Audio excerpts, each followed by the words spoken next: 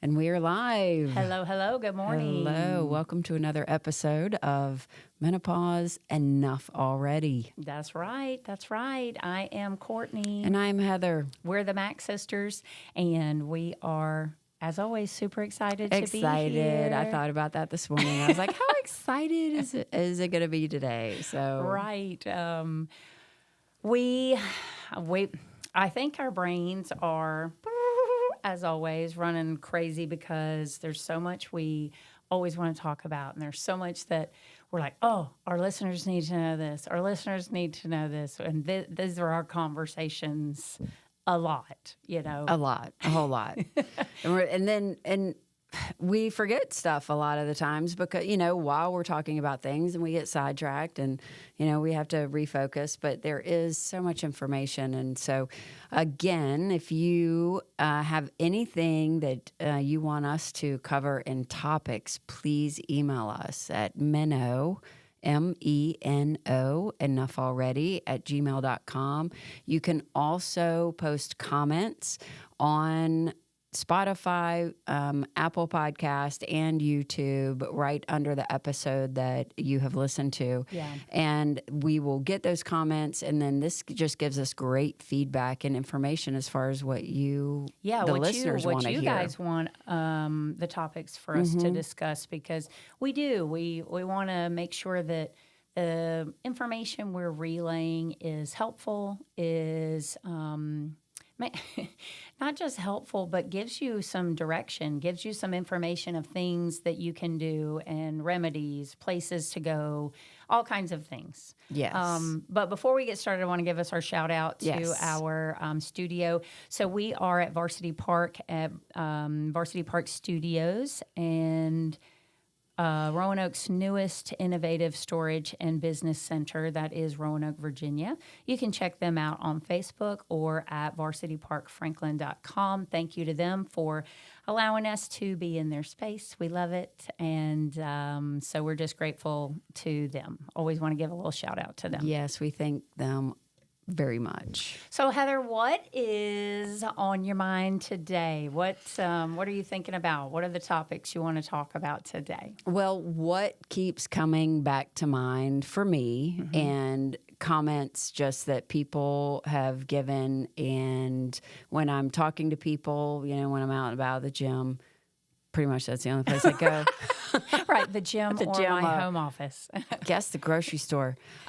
Anyway, people just express their symptoms and everything that they're going through. And I really feel that women want help as far as they want us to tell them what are some awesome remedies that we have tried or that we know of that may help certain symptoms. Yeah, I agree with you there. Everyone that I talk to about this, that we get in-depth discussions about, they do want some specific advice, some specific things that they can do. And I want to kind of back up because we are not medical professionals. We're not nurses. We're not doctors. We are menopause lifestyle coaches, certified. Yes, certified. We have done the certifications and the training to be able to do that, to help people.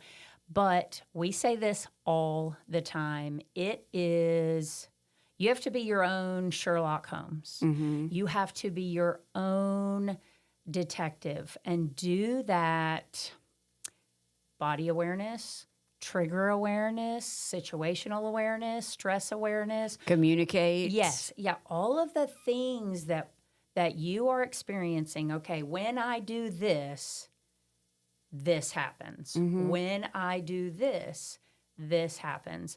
So it is constant monitoring, awareness. So it's not just a one-stop shop fits everyone. And when we say everyone, we're talking about females. We're talking about females that are going through hormone changes, perimenopause, menopause.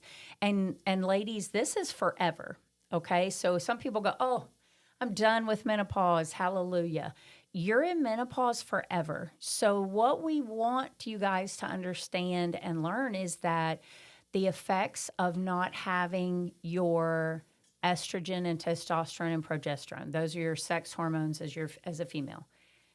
The long-term effects are just that, long-term, last forever. So what we want to talk about and educate continually over and over and over again is not just perimenopause, menopause. Like, we want quality of life, long-term, and where I don't feel like I'm suffering through the rest of my life. Mm-hmm. Agreed. And that's why I think people go, hey, okay, tell me what to do then. Tell me what I need to do. I can tell you some help. I can tell you some things that work for some people, but you got to find out what works for you. Absolutely. You know? And just like with seeing a personal trainer, the personal trainer is going to adapt an exercise program that works for you. Right. And not all fad diets or meal plans work for everyone. It all depends on what works for you. Right. So you've got to find what works for you. And the whole point of this is, yes, so you need to get out there, and it's trial and error. Hey, this worked, but don't say it didn't work after a day or two. You got to give it some time. Honestly, let's be real. Right. We all want a super fast fix, but unfortunately, it doesn't happen that way. No. This is long-term, like we said, longevity, something that helps. And ladies, well, any of our listeners, because men, your wives, your girlfriends, your partner, whatever, they're going to experience this. So even though we go, yes, okay, I found this works, I'm getting relief, I'm getting symptom relief, your hormones will continue to change. So as we age, they will continue to decline. So it's constant monitoring, constant checking how I feel. Yep. That's what we want. We want to feel good. Right. Who doesn't want to feel good? If and you I don't, know, get out of here. Right. Right. Just get out. Yeah. Come on. We want to feel good. And daggone it, we have the right to feel good. You know, and it just kind of makes me think about back in our earlier years when we had cycles. Yeah. We knew, oh, I'm bloated. Yeah. I ate this. That made me feel bad. Right. It's the same thing. Right. It's how did you just, treat like your periods? Exactly. And how did you treat those things? Recognizing your body and what your body does. Right. Exactly. Yeah. I didn't mean to interrupt you. Go ahead. That's exactly. I mean, it's the same thing. So being aware of our triggers, you know, and we cannot just skate through life. If you're a skater, maybe you can, but I cannot. I had rollerblades once, fell down, wasn't pretty. Not my professional sport. No. So, but anyway, we can't just skate through life or float through life. I think about being on the ocean, and expect that things are going to be fixed for us. Right. Put our head in the sand. Right. And it's all going to go away. Right. It doesn't work that way. No. So we don't want that to be like doom and gloom. No. But guys, this is exciting. It is. So moving into perimenopause, menopause, we say this a lot. Freedom. Yes. There is a freedom that comes knowing that, okay, I'm in this stage of life. I have the wisdom that I have now, and I can choose how I'm going to age. We're all going to age. We're all going to go through it, but I get to choose how I'm going to navigate this. I think too long we have been menopause, gross, you're old, you're done, bye. And that's not the case. That's not the case. Not the case at all. Have you seen how young grandmas look now? Uh-huh. Yes. I mean, I was thinking it might be time for a nip tuck. You know what I'm saying? Well, I mean, I think a long time ago, you were supposed to have gray hair with a perm, short, Afro style hair. You were supposed to dress like a grandma. You were supposed to look that way.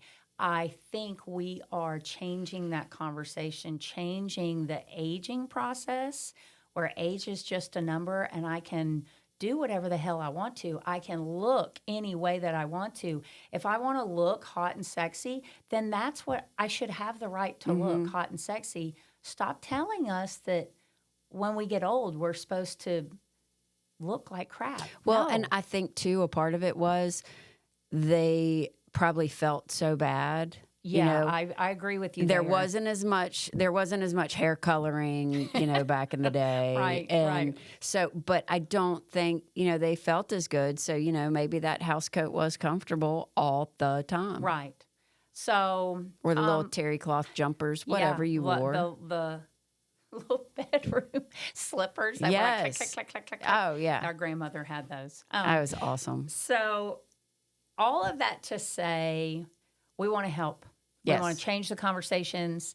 Heather and I, as sisters, we compare notes all the time. We talk about the things that we've gone through. We laugh at ourselves. We are that support for each other sometimes where you're like, hey, I'm jumping off the edge today. I'm going a little nuts. And it's like, okay, hey, let's just breathe. Let's just back it up because it's okay to feel like that. We're going to have those days where anxiety is real, depression is real, nervousness is real. And then on the flip side of that, we're going to have those days where we feel like a badass. I can conquer the world. I can do whatever I want to. All of that is normal and all of that is fine. And all of that could be in one day. Absolutely. the menopause, perimenopause crazy is real. It's real. And one day, like you said, it's all the roller coasters, all the things. But so for today, we definitely want to talk about symptoms and some natural relief. Heather and I are both big proponents and big supporters of bioidentical hormone replacement therapy. That is different than your systemic. That is different than like birth control pills or rings or that kind of thing. This is bioidentical for you, and that is with your hormone specialist. That is what we recommend as hormone specialists because not every medical professional, not every doctor is trained in menopause, and especially not hormonally specific training. So if you do have an OBGYN or a primary care physician that has that specialty, you are very lucky. But that does not mean that you can't go and find that specialist. Exactly. But we are also, yes, we agree with hormone replacement therapy. We also think it's very important that we are making good choices for ourselves. Yes. Because the hormones themselves, yes, they will help alleviate some symptoms, but they're not going to take everything away unless you're doing everything or more things to help yourself. Yeah.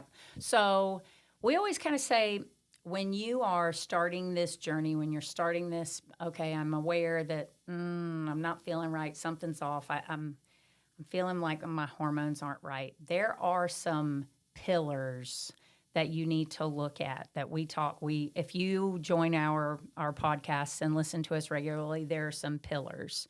So nutritional help, what does that mean?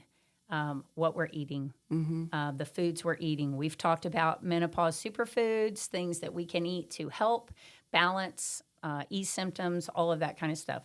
Sleep hygiene, that is huge. Are you getting your 8 hours? Because as we age and get into this perimenopause, sleep is crucial.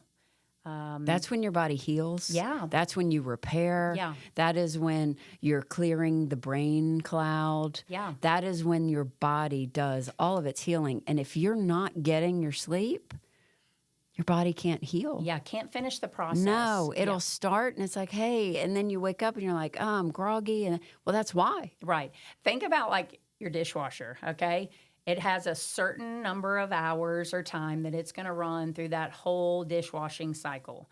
So if you stop it in the middle, there's a little bit of benefit to it, but it's not done. You can't eat off Still those dirty, dishes. wet, whatever.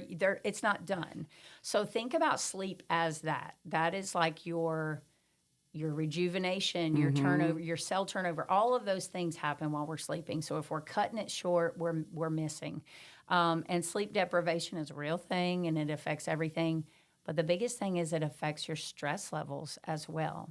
So when we're not getting enough sleep, we are not letting our cortisol levels reset. And cortisol, as we know, everyone has cortisol. But as we get older and we lose that progesterone, our body cannot combat that cortisol as well. We can't handle stress as well as aging females. And it takes a toll on our bodies. So we need sleep.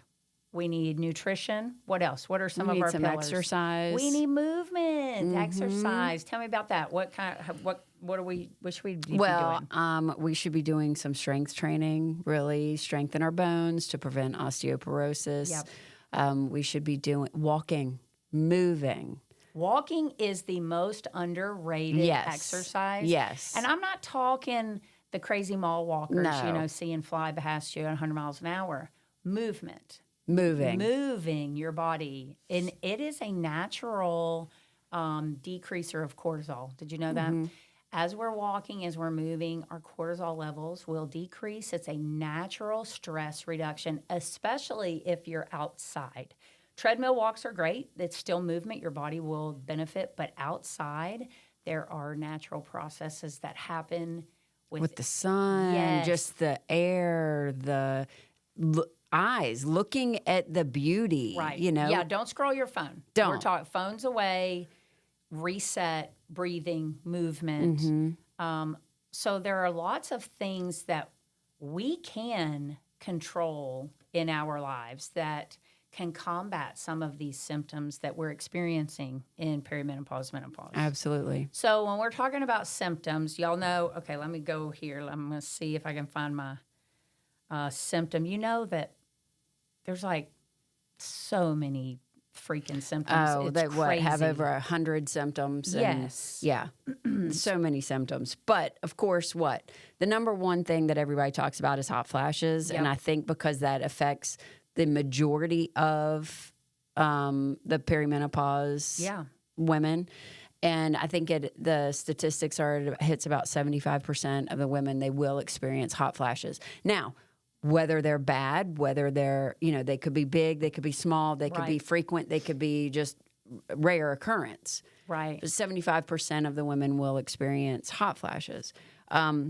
So there are 2 herbal things you can actually try. Okay, so ding, ding, ding. Hot flashes or night sweats. Now, those are 2 different things. Yes. Hot flashes can happen anytime during the day. We have heard my story of being at the hairdresser. Super and embarrassing. mine being in Sam's. Yeah, being at Sam's. Night sweats are just that. They happen at night, sleeping. And those have varying degrees as well. Right. So Heather was going to natural things you can do for night sweats, for hot flashes. So first of all, know your trigger.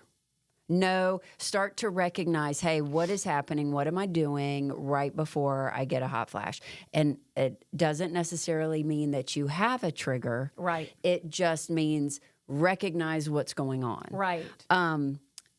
And of course, you could always keep one of those little fans with you. Pull it out of your pocket and start cooling off. Nothing wrong. No shame. No shame. No. Because if you've had a hot flash in the middle of the day, or yeah, you just know pull it's it real. out. It's okay. Real. Or get one of those cooling cloths to put around your neck, or one of those neck fans. Our dad has one of those. It's awesome. He doesn't have hot flashes. He doesn't. But he's a sweater. Has the fan. The sweat gene. That's what he has. So anyway, there are also some complementary therapies like acupuncture, which can help open up all your energy pathways that just helps your body function. Herbal medicine, so you could try red clover and sage, not necessarily together, just either or. It is supposed to help with hot flashes. So when we're talking about like these natural remedies, They are natural plants, substances, not substances. They are, let me just say, natural remedies that have shown research. You know, it's not just some willy-nilly thing that somebody threw out there. There has been research that has been supportive or positive taking these. I know black cohosh is another one that is supposed to help give some relief for night sweats or hot flashes as well. That's another one that we can add to the list. Yes. But, you know, again, you got to be your own detective. Do your own detective work. Yep. You got to find what works for you. It may work, it may not. If it does, awesome. Run with it. And, you know, I think, too, being aware, of course, yes, it's winter, it's colder outside, and, you know, you think, oh, I've got to wrap up or I've got to put on a coat. But think about it. Are you really going to wear your coat in the store? Right. Is it, okay, if you do, is it going to make you too hot in the store? Are you going to put it in your cart or are you going to carry it around? Be mindful of where you're going and what you're going to be doing. Yeah, we don't need a gloves and scarf and hat and a coat to go to the grocery store. Or to feed chickens when it's 38 degrees. I might. You so may not. This morning, I was getting ready. I was like having, you know, great morning. And I was hot. I was hot. Y'all you were running on hot today. Y'all all know after you take a shower and then you dry your hair. Oh, yeah. You're hot. You're already hot. So, and then I'm putting on a button down and I thought, oh, how cool would it be to wear my Jingle All the Way sweatshirt? Well, let me just tell you what, that sweatshirt hadn't even made it on my body yet because I've been too hot. Yeah. And then I realized I got to go feed the chickens. So I go outside and I think I have on my button down, but I thought I should at least put on some shorts.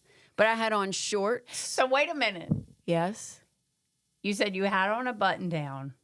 And underwear? Yeah, like as I was getting ready. Because I knew I wasn't drying my hair. You weren't outside feeding chickens Not yet. In your underwear? I was going to. But I thought that would be the one. Now, I don't have neighbors that'll see me. She lives in the country, but she does have some neighbors, and depending on where you are. And if the leaves are on the trees or not. Right. So... And there's a place that maybe people from the street might be able to see. So I opted. So here's this lady feeding the chickens in her backyard with a white button down. And a white button. I did opt to put the shorts on. I did. I saved everyone. I had this picture in my head. It was like, whoa, back it up. Do you have pants on? Not at first. But, yes, I was out there. Shorts. Muck boots, carrying all the stuff out for the chickens, letting the dogs out. It was 38 degrees. Did it feel good? Oh, it was so nice. Yeah. And it was what I needed. So just kind of be mindful where you're going, what you're doing, and what you're feeling. Yeah. You know, stores have no problem turning that heat to cremate. Oh, my gosh. Yes. So, yes, ladies, okay, we might be a little chilly if we're running to the car or whatever, but if you're experiencing hot flashes, you may just want to carry the coat with you. Don't put it on and make yourself hot preemptively because it will. It can trigger a hot flash. It can. Stress can trigger a hot flash. Spicy food. Spicy foods. Caffeine. Yes, caffeine. Y'all, that's a huge one because how many times, I'm not a coffee drinker. I'm an old school Crystal Light with caffeine. Yes, I said Crystal Light. But how many times we get up in the morning, that's like the first thing we do. We fix our coffee, we fix our hot tea, we fix our Crystal Light. So all we've done is shoot our body with some caffeine, and our body is already kind of out of whack when we're in perimenopause. We're like all kinds. So if we're having hot flashes, caffeine is not your friend. Right. But all of that to say, recognize your triggers if you can identify them. Sometimes you can't. I mean, we don't have any control over these hormones. So sometimes you can't regulate and recognize what's going on. Or if it's your first time. Right. That first time, a hot flash hits you, and you're like, what? I'm on fire. In the world. Like, I would be rolling around in the snow. Full on. Yeah. Yeah, it's real. And if you are like, I don't know what they're talking about, then consider yourself lucky that you have not experienced one. Exactly. So what are some of these other symptoms that are pretty common that women talk about? Okay, so has anyone ever had problems with staying asleep all night? Oh, yeah. I mean, come on. Not being able to sleep. That is a big one when we're going into perimenopause, menopause. Lots of things contribute to this, and our progesterone levels, our estrogen levels that are combating keeping other systems in our body calm. And so then the cortisol is spiking about 3 a.m., somewhere around in there, and our body doesn't have the hormones to keep us asleep like we did when we were young and like our progesterone, like a baby. Yes. Right? So I would say if that does happen, that is an easier fix. Yeah, that one really is. Doctors are pretty good about testing that, and they will give you progesterone pretty much. Go to your OBGYN and they'll, we'll just give you some progesterone. Yeah. And it'll help you sleep. And it does. And it does. And it helps you sleep. Now, there's some different factors, like as far as sometimes you're not sleeping through the night because your body just wakes up like, woohoo, I'm done. Whether your brain is going, whether you're having the night sweats. Yeah, the body temperature thing is big. Yes. So making sure you keep your room cool. Yeah, and I'm talking 66 degrees. Yeah, and RIP to your spouse, partner, whoever is sleeping in there with you, because they're going to be in a parka, in a cocoon, like they're going to be all wrapped frozen. But that is what we need. If we're going to sleep, our room has to be cool, dark. Not just for that, but that actually says that there's studies that have been done that bedroom temperatures should be 66 degrees for ideal sleep. Yep. So it's the perfect temperature. So you really want to do that. Also, making sure that you're doing something relaxing before you go to bed.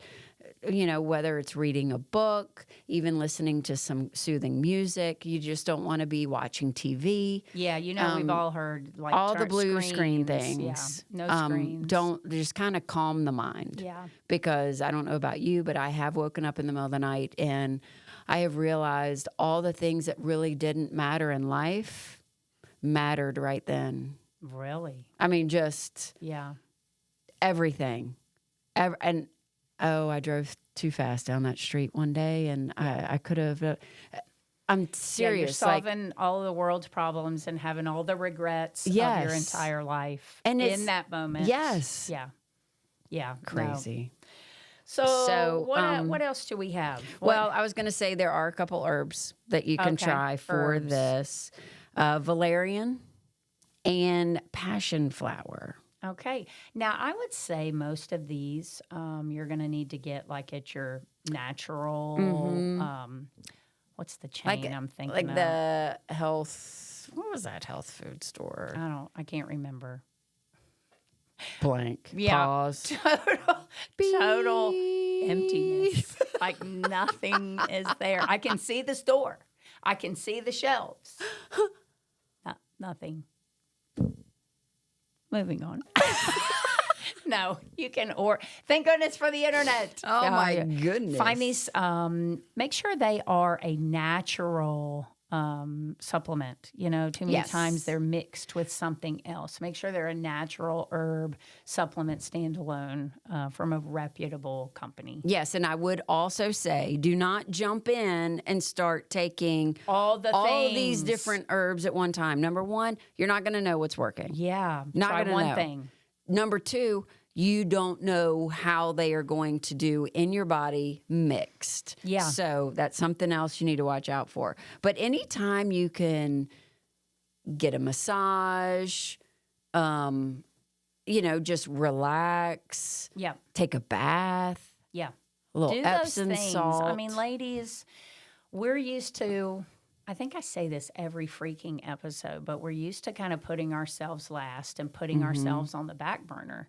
And so it's okay to do some self-care, to do some self-regulation. We have to take care of ourselves, guys, especially as we're moving into perimenopause, menopause. We have to love ourselves, take care of ourselves. So, I mean, that's the whole reason we started this podcast and our social media support, I don't want to say support community, is because no one's talking about it. And we're expected to suffer in silence. And we've said, no more. We're doing this. We're going to be badasses. We're going to be awesome as we're moving through. So some other, what are some other symptoms? What about like brain fog or frozen shoulder? Do you have any recommendations? Well, I do have this pulled up first about some weight gain. Okay, so let's say this. Weight gain is a real thing through perimenopause and menopause. Yes. Because, guys, we say estrogen, progesterone, testosterone are your sex hormones, but it's in the brain. And so when those hormones change in the brain, your brain functions change. Yes. And so regulation and different symptoms and where we're storing fat and how we're using fat and gut health, all of those things change. I know for me, I gained like 20 pounds in like 2 years, maybe even more than that, before I even realized I was in perimenopause. It was like, oh, I'm putting on muscle because I'm working out, so that's why I'm getting bigger. But it was like straight perimenopause. Right. But did you gain weight in different parts of your body? Because it also is not just the weight gain, but the composition is different. Yeah, body composition definitely changes. It was definitely in my like lower back, butt, hips kind of area. You got the... And I've never been, I've been SpongeBob my whole life, like not very shapely, just I've been SpongeBob my whole life, very boy shaped. And then all of a sudden I have this butt. My husband loved it. I did not love it. Right. But it was different. It was like, what is this? So tell me what you were going to say about the weight gain. Well, just a lot of women have a tendency to put it on in the belly midsection. That is somewhere I never gained weight before. And then all of a sudden, my belly started putting on weight. Because it's more of an androgen-based weight gain, not an estrogen-driven. Cortisol. Androgen, cortisol-based storage. And also, when our bodies are going through all this and losing its hormones, it's just that our production is just less and less and less. So that's why it's such a gradual thing for a lot of people. But with that being said, we actually start to lose a little bit of muscle mass too. Sarcopenia is a real thing. Yes. So then not only are we gaining weight because of the excess cortisol and hormones being out of whack, we are losing muscle mass. Yeah. So as we're losing muscle mass, then it just makes our metabolism slow down even more. Yes. So that is another reason, which I'm going to jump back to, we should be lifting weights. Yeah. We need to be exercising. Yeah. Because as we get older, we need to try and keep what we have. Yes. It becomes harder to build muscle, and we need to definitely hold on to what we have. So what are some things that are there things we can do to combat like the weight gain? Like what is Okay, what's the recommendation? honestly, you want to know what the real recommendations are? I do, and I think I know.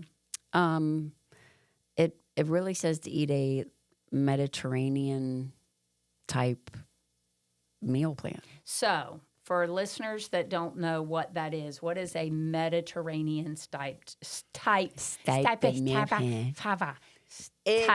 plan? A very low inflammatory diet. So it'll help with joints and excess fluid retention. So low inflammatory, like low sugar, no processed meats, nothing processed, no processed foods. Correct. So like your Christmas fish. tree cakes that are in my pantry. I would say no. That's a high inflammatory. That's a hard pass. Hard pass. Yeah, that's a no. That's you want to gain 5 pounds by tomorrow, girl. I got you. Yeah, eat a Christmas tree. Eat cake. you a Christmas tree cake. You know they have those in donuts now. Oh my! Don't tell me that. I know. Don't tell me. I saw them. I didn't buy them. Good. I saw Passed them. on by. My friend did. She bought them and then sent me a picture. Have you tried these? I'm like, no. I don't. Oh my gosh. I don't want to. You know what? Okay, the Mediterranean diet: fish. High protein, clean meat. Your fresh vegetables, leafy vegetables, fresh fruits. Your fruits that are pretty in color. Your blues, your deep reds. Yeah, berries are great. Some nuts. You just want to make sure that you're getting a well-balanced diet, but it's very clean and not processed. So I do want to say this is not just beneficial for perimenopause, menopause. Absolutely not. Come on. This is long-term health. Mm-hmm.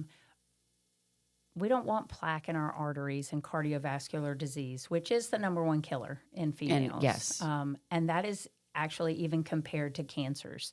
Cardiovascular disease is your number one killer. We want strong bones. Osteoporosis, that is a huge problem with women. That is long-term effects of not having hormones. Our bones get soft. We end up shrinking, breaking bones, all of that kind of thing. We want cognitive help. I don't want to be physically strong and feeling good and my brain not be able to function because I haven't fed my brain the proper nutrients it needs. So there are many, many benefits, not just perimenopause, menopause, symptom treatment, right? Absolutely. So what else we got? Y'all, like we said, the symptoms for perimenopause and menopause, there's like 70. Burning tongue, itchy ears. There are so many symptoms. Mm-hmm. You are your own detective. You are your own constant monitoring because we want to feel good. We want to feel good. And it will continue to change. Mm-hmm. We've said this. It will continue to change as you get older because we continue to age. Perimenopause, we continue to decline. Menopause, we're not making anything. But our organs, our body continues to deteriorate. They deteriorate, but also we need to also be mindful if we are feeding our bodies the food that it needs to stay healthy. Our organs, for the most part, regenerate. So new cells, right. So that we can live a healthy life. But it all goes back to, are we feeding our body fuel? Yeah. I mean, you're going to put that Christmas tree cake. What is the Christmas tree cookie going to do for me? Right. Or the cake, Christmas tree cake. What's that going to do for me? I mean, it's like short little boost of sugar rush, then a crash. Probably my stomach feels like crap. Now then I'm you're bloated. Depressed. You're mad. Why'd I eat that? Why did I do that? I might blah, as well blah, blah. eat another. So is it worth it?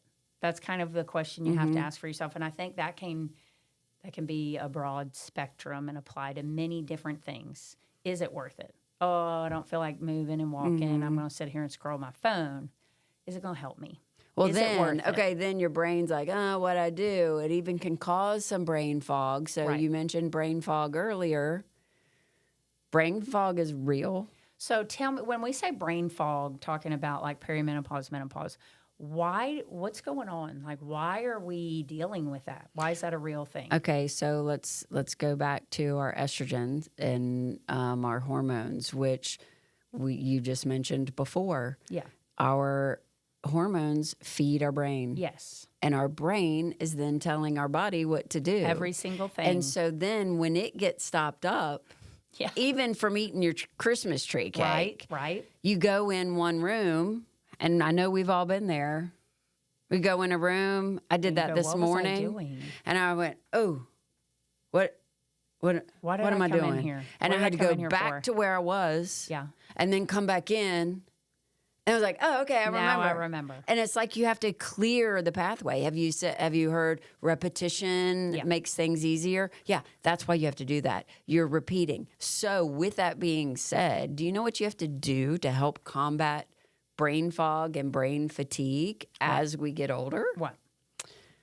30 minutes a day. It's another workout, but it's for your brain. Yes. Yay. So what can we do? So now you're going to know why all of the people of a certain age, I'm not going to say specifically because there might be some younger people that do this too, but do crossword puzzles, Sudoku, any like word finding games, anything, any puzzle that is challenging, causing your brain to work or to do something different. Now, if those things get too easy, learn a new language. Right. Start on something totally different. Absolutely. It's any time we can continue to learn and challenge our brains. You know, as we get older, our routines get very much the same. And as we get older, talking about like children leaving the home or we're retiring or those kinds of things, our world gets really, really small. It does. And the things that we have to go do that are out of our routine become fewer in number. So, you know, we go, oh, I'm stuck in a rut. I'm doing the same thing. Your body and your brain just kind of get used to doing the same thing. It becomes automatic. Yeah, so we don't have to really think whether about it's a good or bad thing, it becomes automatic. It's just what you do. So if we can challenge our brains in different ways, and again, we're going to go back to movement, exercise. We're going to go back to gut health. Are you feeding your brain what it needs? Are you feeding your body what it needs? You will see drastic differences if you change your dietetic measures, what you are doing, what you are eating. You will see huge differences, not just brain, like how you feel, your sleep, your cognitive function. Some illnesses can go away with certain meal plans also. It's crazy. It is crazy. I mean, we're talking like high blood pressure that can decrease and go away. We're talking high cholesterol. Yeah, high cholesterol. Diabetes, how do they treat that? We don't want to take medications for every little thing. We have food is medicine. It is. And when we're in perimenopause and menopause, there are superfoods that we can eat that if we eat them and feed our bodies, they will, the symptoms will definitely decrease.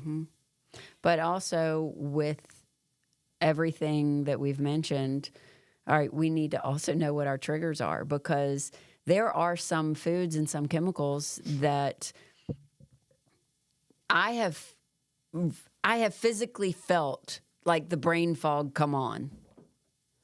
And it's not alcohol. No. That's actually one of the worst things you can do. It is. For your brain, for your body, everything. For everything. Alcohol is one of the worst things you can do, especially when you're having symptoms and that kind of thing. Another symptom I wanted to touch upon, because I'm going to say a lot of women experience it, is the joint pain. So we hear women go, man, I did something to my shoulder. I can't really lift my arm. Like I have frozen shoulder. Heather, you had a crazy... severe double frozen shoulder. Yes, crazy experience with frozen shoulder.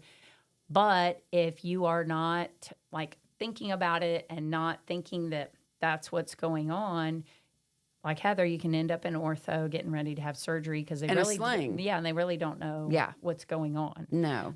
So frozen shoulder, a lot of that comes from inflammation. We've already talked about anti-inflammatory foods.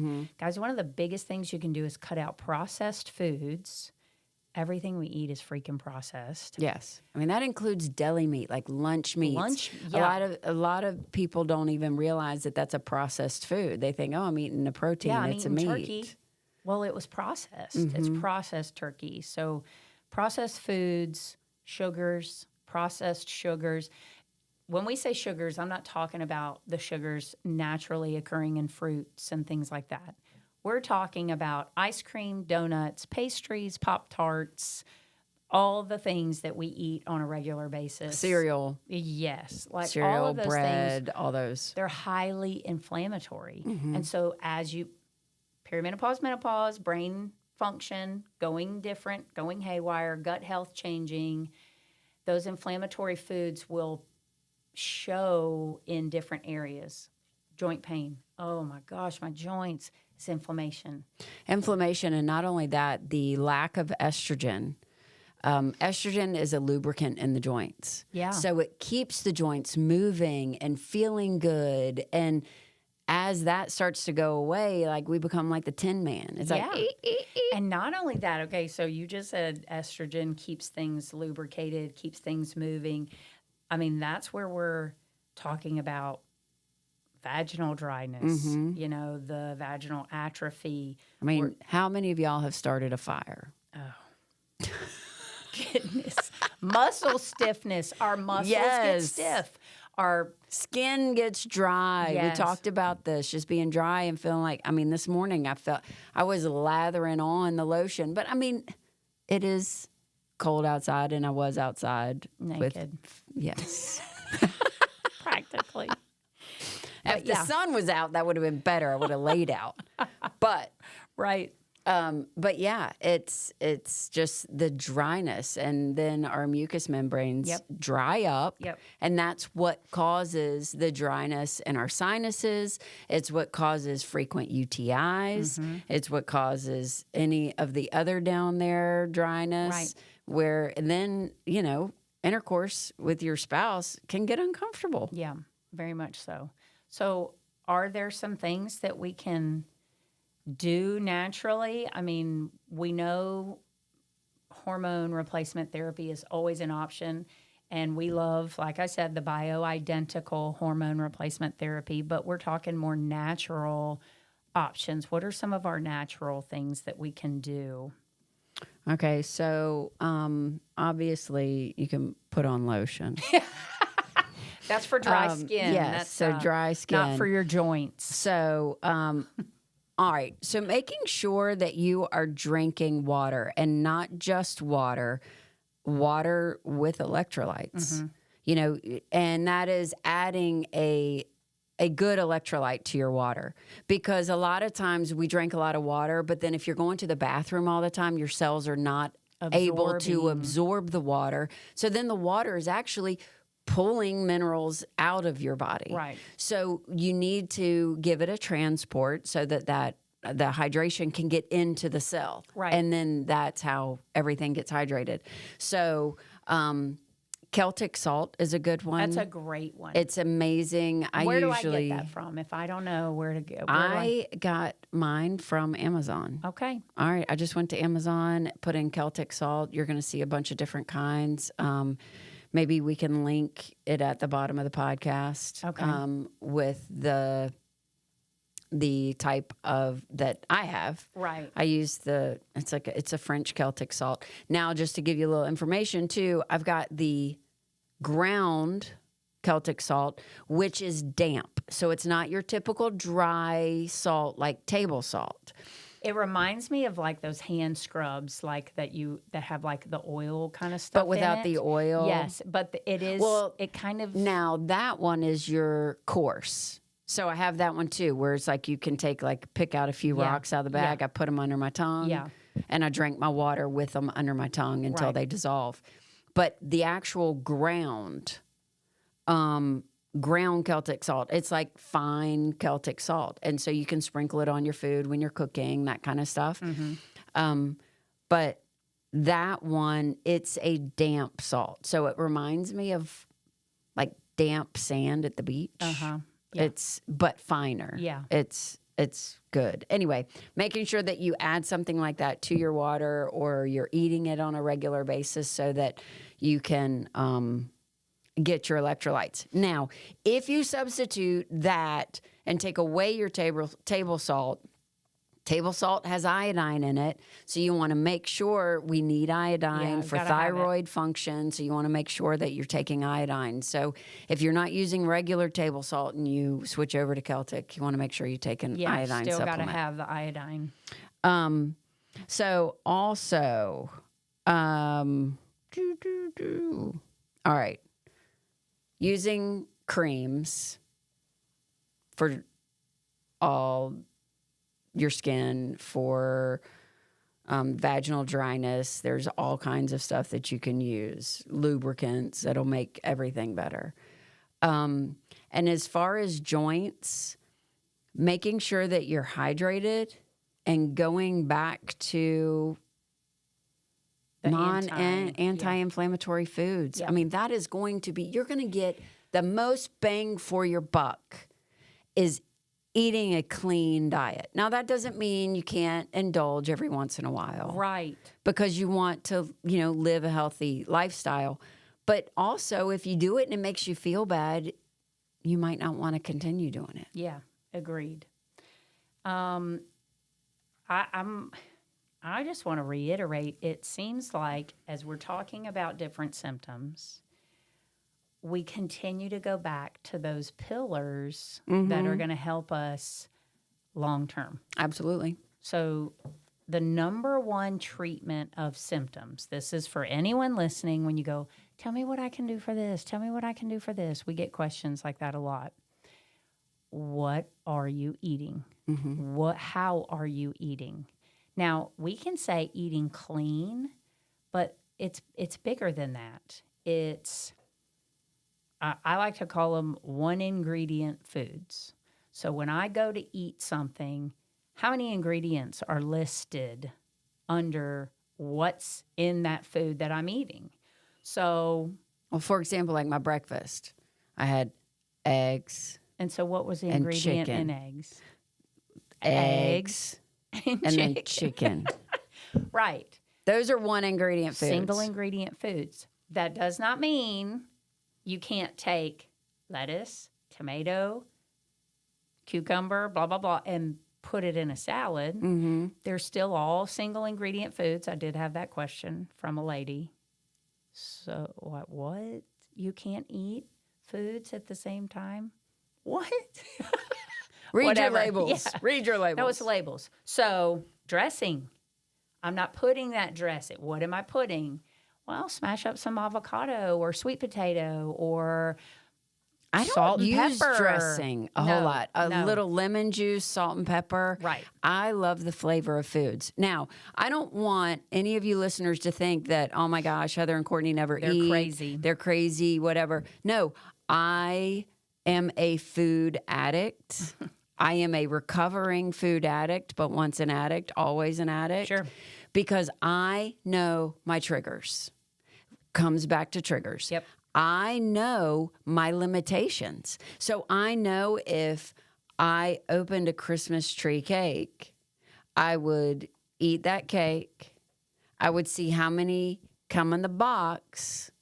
I would see how many people were in my house and how many I could get by with eating without anybody else knowing. Somebody asking questions. Yes. Yeah. So why do that to myself? Because then by the next day, I will have knee pain. Yeah. My fingers will hurt, arthritis pain. Yeah. I will feel the Christmas tree. Yeah. And feel like crap. Yes. So it goes back to that question. And a headache. Is it worth it? It's not. Is it worth it? It's not worth it to me at this point.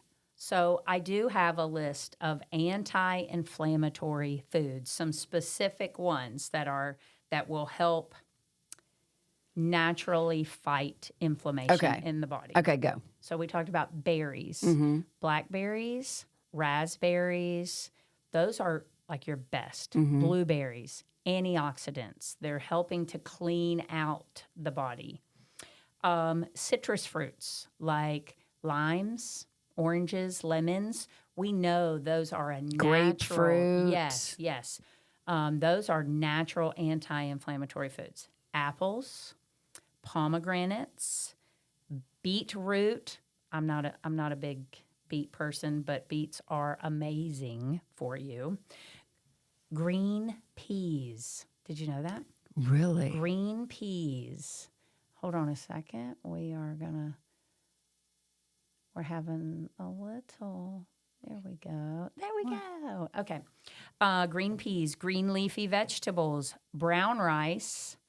Now, so wait a minute, go back to green peas. Yeah. So I thought that they would not be on that list because they are higher in carbohydrates. Right. But higher in carbohydrates doesn't necessarily mean it's an inflammatory carbohydrate. Okay. So, like breads, pastas, those kinds of things are not a natural occurring carbohydrate. They are a man-made carbohydrate. So, even in your carbs, there's differences. Like berries, they're carbs, they're carbohydrates. True. So, if it's a natural occurring carbohydrate, it isn't as inflammatory. It's not inflammatory.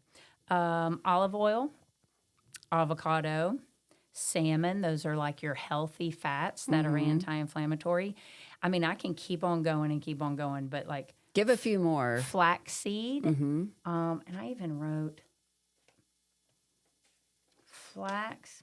Of course, when I want to say it, I can't find it. Flaxseed is huge as an anti-inflammatory. Pumpkin seeds, chicken, tuna, ginger.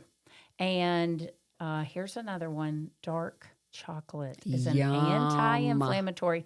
Plus, it has some magnesium effects that we need as females. So not milk chocolate, not white chocolate, not all that. The dark chocolate, it needs to be above 75% cacao. It needs to be above 75%. So when you go and you look at your dark chocolate candy bars, that's why you see those percentages on there. Now, of course, the closer to 100%, the more bitter it becomes. It does. But also the less sugar that is added to that dark chocolate.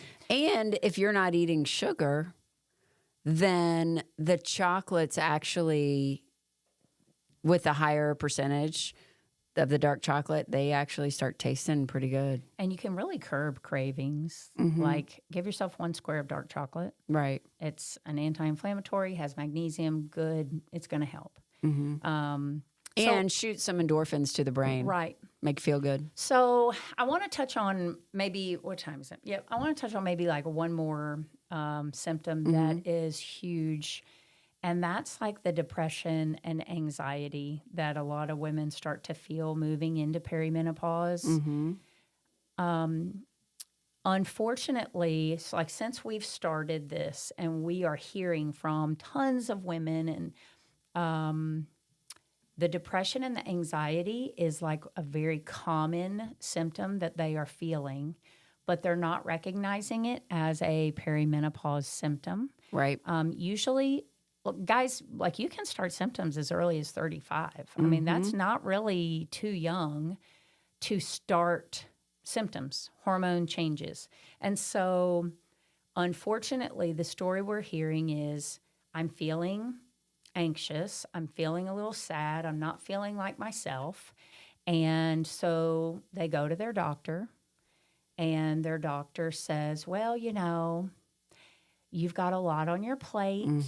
You're either raising children or you're like climbing the ladder with your career and you're working really hard, or you're like, you know, early on in a marriage. I mean, we're talking like mid-30s. So think about it. Think about where you were in your mid-30s. You're not thinking about menopause. That's just the bottom line. That's not even on our radar. So when women are going to their doctors, they're saying, I'm not feeling like myself. I'm not... I just don't know what's going on. Rather than their doctors like doing a deep dive, let's find what's going on, they prescribe an antidepressant medication or an anti-anxiety medication, which I'm not going to say that every scenario is like, yeah. Right, every person that goes into their doctor, that's not what's needed. But if it is hormone related, we don't need a medication. We need some options, something we can do to regulate our hormones. What are some of the things that we can do to try to take, try to do before we try HRT or go to our doctor or that kind of thing? What are some things we can do? Well, one or a few of the things that I've learned about and that are listed that women can do is, one, make sure you are spending time with your friends, not just your husband, your kids, your career, but actually as in your group of friends, your girlfriends, a girls' night, go to dinner, go to a movie, whatever. And it's so important. And there's been studies done on this too, that it's so important for women to have a group of friends that even if they're just talking on the phone, right? Where you're expressing yourself, you're able to talk through things. And I mean, let's face it, our husbands don't want to hear everything that we have to talk about. My husband has told me in the past, he's like, oh, no. That's something you talk to your friends about, Right. Because he's like, I'm not good at that. I don't have all the words that you want me to return. Exactly. I'll be like, oh. He's like, oh, that's a friend conversation. And he's my best friend and we've got a great relationship, but it's still. Well, kudos to him for being able to say, hey, Heather, that's for your girlfriends. Well, I'm not good at that. That's good for him to be able to recognize that. Well, he's awesome. But making sure that you have a friend group. Yeah. Staying active. Yes. Exercising. Back to that going movement. Back to the walking. Yep. Stimulating the brain. Staying active. The worst thing that we can do is nothing. Yeah. The absolute worst thing we could do is nothing, where we withdraw ourselves, we stay at home, we binge eat. I mean, just everything piles up one on top of the other and just will exacerbate those symptoms. Yeah. Yeah. There are some foods. We're going back to that nutritional before you pillar. go to the foods, yeah, I want to say you can do yoga. Yeah. Go with a friend. Go take yoga. Go do some meditation. Yeah.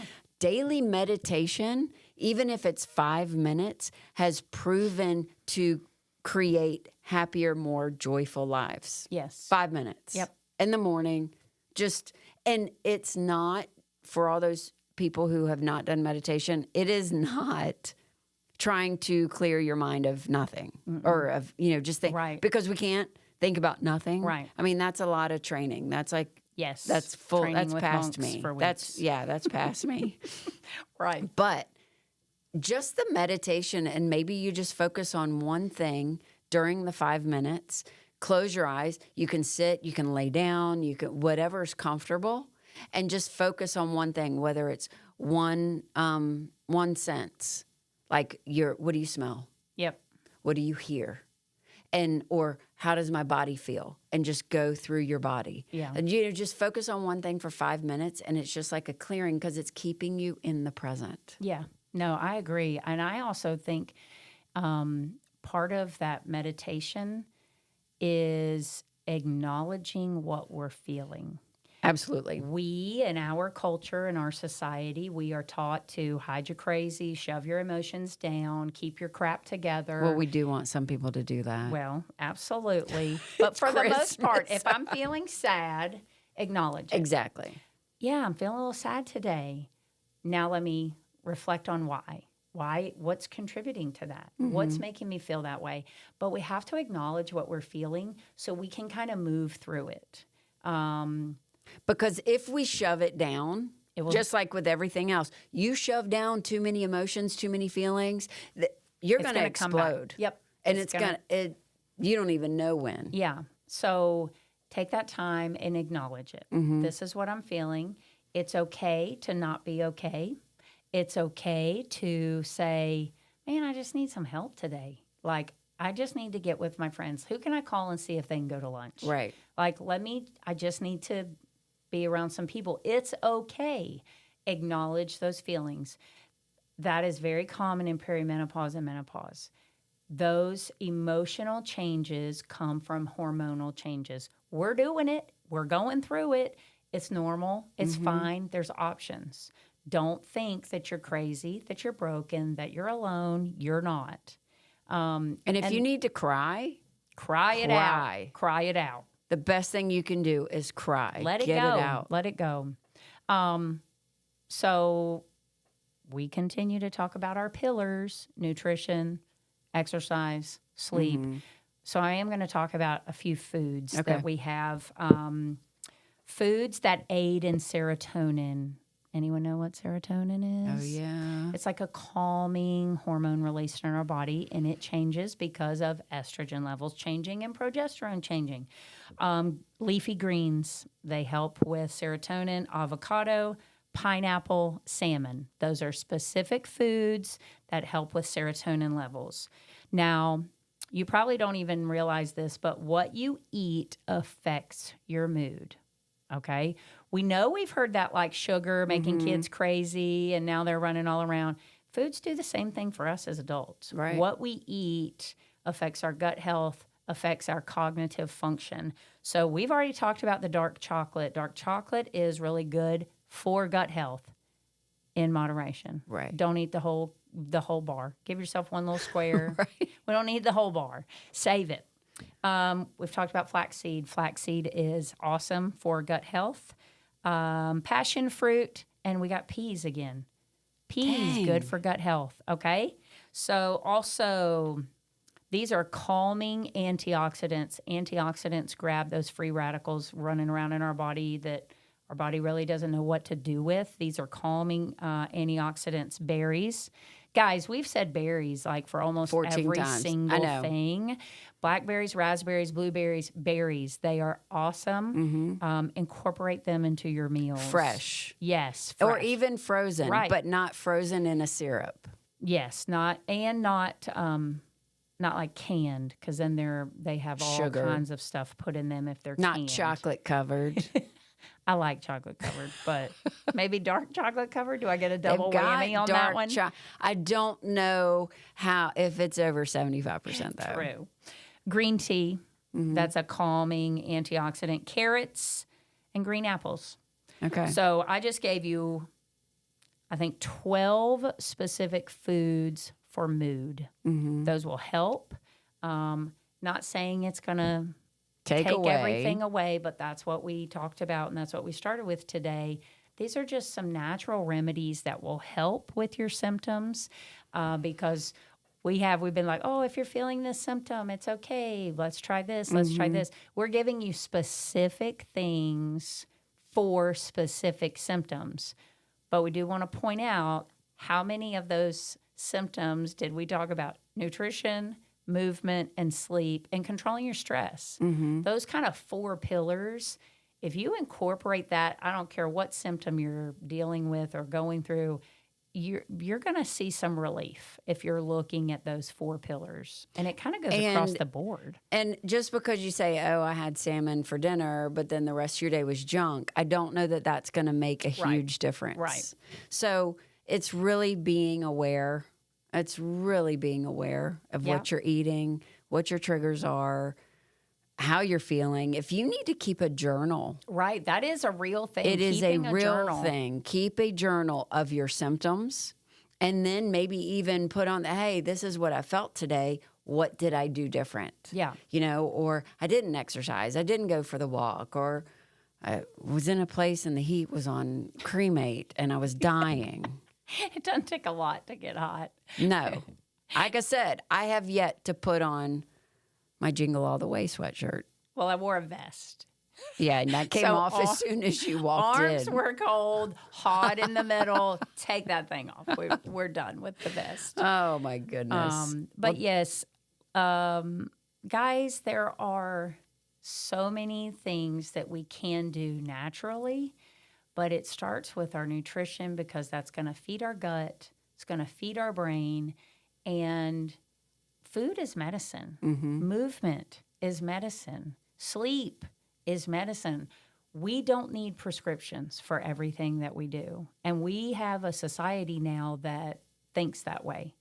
I'm feeling this. I got to go to my doctor so he can give me a prescription for something. Well, and I think that's why doctors now just jump to giving prescriptions for for anxiety and depression, because they, in their mind, okay, the average person comes in, they want me to give them a prescription, so I've got to know what I can give them. Yeah, it's true. It's true. So, I mean, there's, it's society today. So, anyway, I think this has been a great informational episode. Yeah, for sure. And again, for any topics that you listeners want to hear, please email us at menoughnoughalready@gmail.com. And also you can message us on Instagram, Facebook, TikTok, and of course, all the platforms for podcasts. Leave us a comment. Yeah. We are striving to get just the word out so we can spread the word about how we don't have to suffer in silence anymore. Yeah, this community is for you guys. And we want to build this community so that the conversation changes and the society outlook changes. It is the taboo. Like we have to be the ones to get out there and change it. And so I think that's what we're doing. Yeah. So until next time, ladies. Have a good one. Bye.